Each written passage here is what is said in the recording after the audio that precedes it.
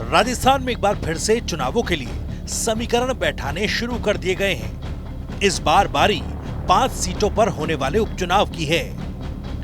भले ही ये उपचुनाव महज 5 सीटों का हो, लेकिन सभी राजनीतिक दलों के लिए ये उपचुनाव कई मायनों में काफी महत्वपूर्ण है। बीजेपी जहां इस उपचुनाव के जरिए लोकसभा में हुई हार के ट्रेंड को बदलने की कोशिश करना चाहती है, तो कांग्रेस अपनी 3 सीटों को बचाने के साथ साथ जीत के सहारे चुनावी ट्रेंड को अपने पाले में बनाए रखने की कवायद करेगी।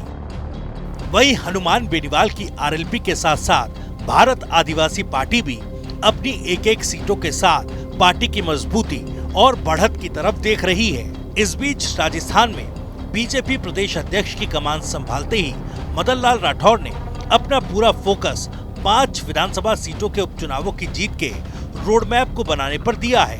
पदभार ग्रहण के दूसरे दिन ही मदन राठौर ने पार्टी दफ्तर में खींवसर और झुंझुनू विधानसभा सीट को लेकर पार्टी नेताओं और कार्यकर्ताओं के साथ बैठक की।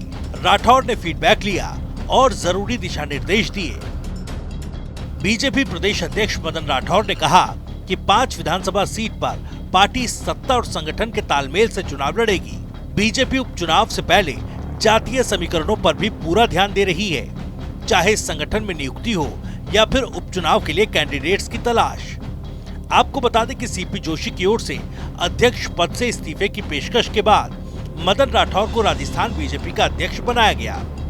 मदन राठौर राजस्थान में बड़े ओबीसी नेता हैं। अब बीजेपी ने उन्हें प्रदेश अध्यक्ष बनाकर उपचुनाव से पहले जातीय समीकरण साधने की कोशिश की।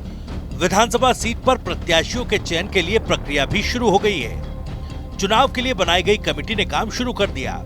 फीडबैक के आधार पर ही टिकट दिए जाएंगे। सरकार की बजट घोषणा को तुरंत प्रभाव से लागू करने में ब्यूरोक्रेसी भी एक्टिव हो गई है। संगठन के पदाधिकारियों को सरकार की फ्लैगशिप योजनाओं के प्रचार प्रसार में अहम भूमिका अदा करनी होगी। राजस्थान की जिन 5 सीटों पर उपचुनाव होना है, उनमें दौसा, देवली उनियारा, खींवसर, झुंझुनू और 84 विधानसभा सीट शामिल है।